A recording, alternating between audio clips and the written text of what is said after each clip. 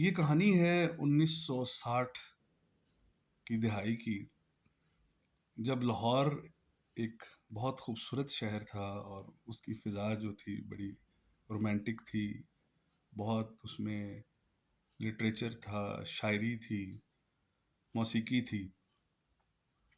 तो उसमें एक लड़का था जो स्ट्रगल कर रहा था उस दौर में, और उसकी फैमिली जो थी वो इंडिया से इंडिया के शहर अम्बाला से जो है हिजरत करके यहाँ वो लोग शिफ्ट हुए थे। तो नौजवान जो था वो कुछ बागियाना ख्याल का था, और उसके जो वालिद थे वो काम करते थे। उनकी एक दुकान थी जूतों की, लेकिन वो कुछ और करना चाहता था और वो उनके ख्यालात से हमआंगी नहीं थी उसकी। और घर वाले चूँकि एक लोअर मिडिल क्लास थी और एक स्ट्रगलिंग टाइम था उस वक्त, लेकिन एक सिलसिला जो ज़िंदगी का था वो चल रहा था। तो घर की लाइफ भी थोड़ी ऐसी थी जहाँ पे वो बात ना समझी जाती थी और ना बयान की जाती थी। तो इस वजह से उस नौजवान ने अपना रुख जो है वो कुछ अदब की सरगर्मियों में, कुछ फाइन आर्ट्स की तरफ कर लिया। तो नौजवान जो है वो पढ़ता रहा और उसका तालीमी जो मकाम था वो बेहतर हो गया। तो उसने स्टूडियो का रुख कर लिया। फिल्म स्टूडियो उस वक्त बहुत आइडियलिस्टिक प्लेस थी किसी भी नौजवान के लिए। और फिल्म का मीडियम था वो बड़ा मोतबर समझा जाता था, बहुत उसको अहम जाता था। और जितने भी बड़े फनकार थे, जितने भी बड़े अ, गाने वाले थे या जो भी लिखने वाले थे, वो फिल्म के मीडियम से ही अपने आप को रोशनास करवाना चाहते थे। क्योंकि बड़े सगीर में फिल्म का और जो उस वक्त जो था वो बहुत प्राइम टाइम था। तो नौजवान ने फिल्म का रुख करके वहाँ पे उस ज़माने के बहुत ज़बरदस्त 60s की दिहाई के डायरेक्टर थे कदीर गौरी, उनको असिस्ट करना शुरू किया। और दामन फिल्म थी वो, जिसमें वो बतौर असिस्टेंट कदीर गौरी साहब के साथ जुड़े। और अब तो आपको नाम भी समझ आ गई होगी, आज मैं जिनका जिक्र कर रहा हूँ, मोहम्मद जावेद फ़ाज़िल साहब। तो जावेद फ़ाज़िल साहब की स्ट्रगल का टाइम जो है वहाँ से शुरू हुआ। लाइफ उनकी इसलिए डिस्ट्रैक्ट थी कि वो घर से कुछ थोड़ा सा नाराज़ थे, और उनकी नाराज़गी जो थी वो एक फितरी थी, क्योंकि वो एक फनकाराना और एक तख्लीकी जहन के मालिक थे। तो वो थोड़ा सा हटके सोचते थे, और वही उनकी ज़िंदगी और उनकी शख्सियत पर गालिब आ गया। और आगे चल के जब वो फिल्म इंडस्ट्री में आगे बढ़ते रहे, तो कदीर गौरी साहब के यहाँ से फिर वो एस सुलेमान साहब के पास चले गए, और वहाँ पे वो एसोसिएट डायरेक्टर भी रहे। एस सुलेमान साहब के साथ भी उन्होंने काम किया। तो सुलेमान साहब जो थे वो उस दौर में बहुत मशहूर डायरेक्टर थे, और उनके भाई दर्पण, संतोष कुमार फैमिली। तो एक ज़बरदस्त माहौल उनको वहाँ पे मिला। एक बड़े वज़ादार लोग मिले जिनसे उनकी ग्रूमिंग हुई मेंटली, और उन्होंने उनसे सीखा। 1977 में उन्होंने अपनी पहली फिल्म गूंज जो है वो बतौर डायरेक्टर बनाई, लेकिन वो बॉक्स ऑफिस पे कामयाब नहीं हो सकी। सिलसिला कुछ इसी तरह ही था कि नाकामी जो है उसको उसके साथ तो कोई नहीं होता, कामयाबी के साथ सभी होते हैं। तो आगे चल के थोड़ा सा उनको एक और ब्रेक मिला। एक फिल्म थी जिसके राइटर सैयद नूर साहब थे, जो बहुत इस अहद हाजिर के बड़े डायरेक्टर भी हैं।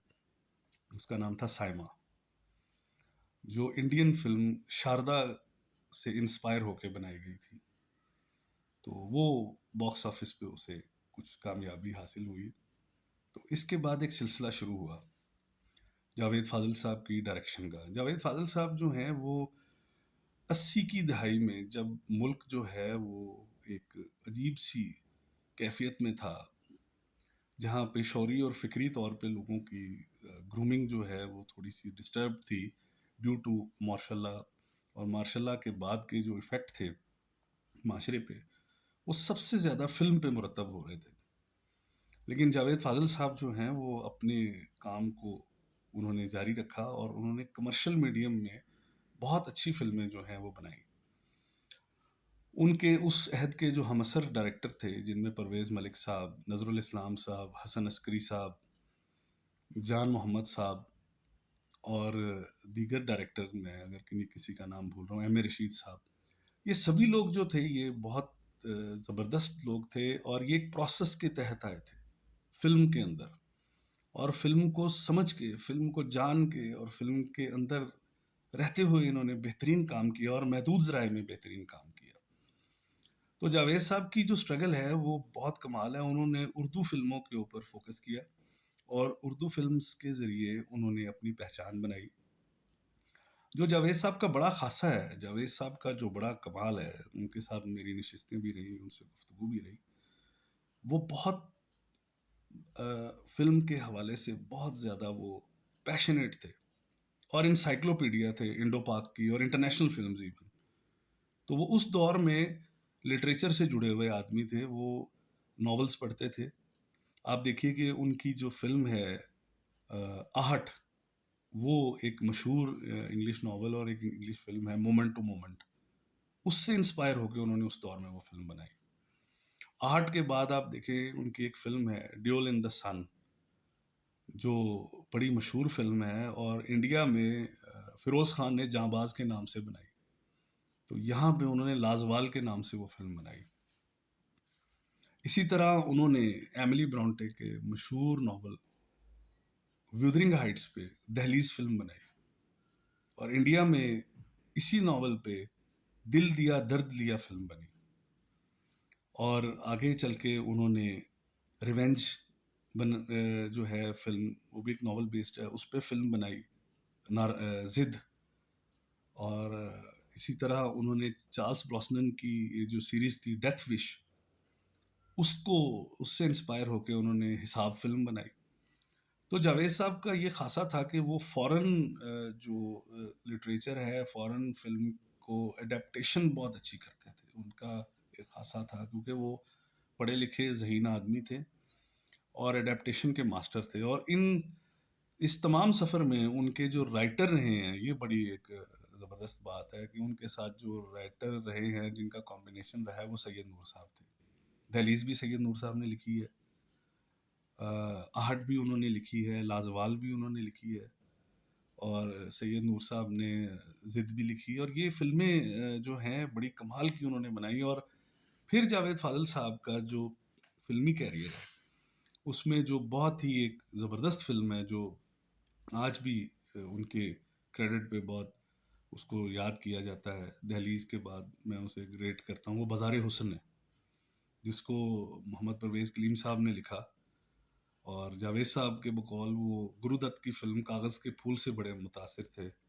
तो उन्होंने ये फ़िल्म बनाई और ये फ़िल्म जो है इंडिया में पति पत्नी और तवाइफ के नाम से कॉपी भी हुई, जिसमें सलमा आगा भी इस बाज़ार हुस्न में भी थी और वहाँ पे भी सलमा आगा ने जाके काम किया इस फ़िल्म के हवाले से।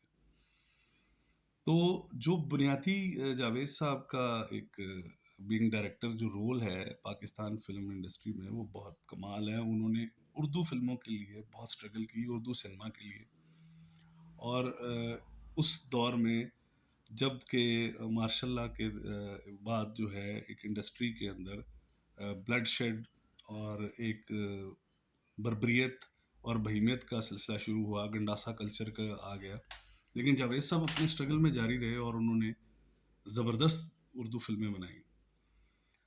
और जो इस उनकी डायरेक्शन के हवाले से, उनके करियर के हवाले से जो सबसे इम्पोर्टेंट वाक़या है, वो ये है कि ये जो विदरिंग हाइट्स है, ये इंडिया में दिल दिया दर्द लिया के नाम से जब बनी, तो नाकाम हो गई। दिलीप कुमार साहब थे उसमें। तो ये बड़ा एक चैलेंजिंग उनके लिए था इस सब्जेक्ट को बनाना। तो जब जावेद साहब ने दहलीज़ बनाई, तो दहलीज़ सुपरहिट हो गई। तो मेरा जावेद साहब से मुकालमा हुआ, मैंने कहा जावेद साहब आपने ये इसका क्या वो देखा? तो उन्होंने कहा कि यार कहीं ना कहीं किसी कहानी में जब हम उसे अडाप्ट करते हैं अपने कल्चर में, तो उसका कोई एक पॉइंट होता है, कोई एक नुक्ता होता है जिसके ऊपर हमें फोकस करना चाहिए कि वो हमारी ऑडियंस जो है, जो हमारा कल्चर है, वो एक्सेप्ट करेगा कि नहीं करेगा।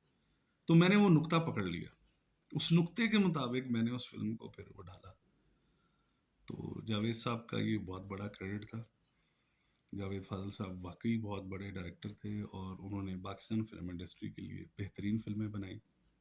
और ना सिर्फ फिल्म, फिर वो टीवी में स्विच हो गए जब फिल्म इंडस्ट्री का जवाल आया, और फिल्म इंडस्ट्री में ऐसे नॉन प्रोफेशनल प्रोड्यूसर्स आ गए जो उनकी ज़हनी मांगी उनसे नहीं हो रही थी, तो वो टीवी में चले गए। टीवी में भी जाके, टीवी मीडियम पे भी उन्होंने अपने आप को मनवाया।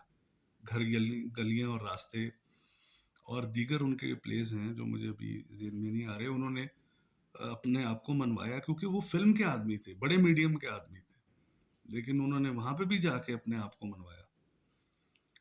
तो इन द एंड कुछ वो ज़िंदगी से डिसअपॉइंट थे, ज़िंदगी के हवाले से वो क्योंकि उनका अपना एक थोड़ा सा पर्सनैलिटी का भी एक इशू था, वो एडजस्टेबल नहीं थे, थोड़े ऑड आदमी थे, और इसलिए उनका मसला था। और उनकी अ, अपनी लाइफ पे उन्होंने एक फिल्म बनाई जिसका नाम नाराज़ था। तो वो जो नाराज़ फिल्म बनाई, वो एक्चुअली वो खुद ही नाराज़ थे, और इसी नाराज़गी में वो फिर दुनिया से चले भी गए। और उनकी आखिरी फिल्म थी मैं एक दिन लौट के आऊँगा, हुमायूं सईद के साथ। तो जावेद फाजिल साहब के हवाले से ये गुफ्तगू, ये बात इसलिए मैं कर रहा हूँ कि उनका एक क्रेडिट है, और उन्होंने हमेशा पाकिस्तान फिल्म इंडस्ट्री के लिए एक जद्दोजहद की, और वो थ्रू प्रोसेस एक आए, और कोई शॉर्टकट नहीं था, और बड़ी रियाजत की उन्होंने, और वो फिल्म उनमें कूट कूट के भरी हुई थी। वो 24 घंटे फिल्म में रहते थे, फिल्म सोचते थे, और हमेशा फिल्म के बारे में पढ़ते थे, फिल्म के हवाले से इंटरनेशनली एक्सपोजर लेते थे। तो आज उनकी बरसी है, तो आज के दिन उनके लिए एक छोटा सा ट्रिब्यूट है। जावेद फाजिल साहब, आप जहाँ रहें खुश रहें।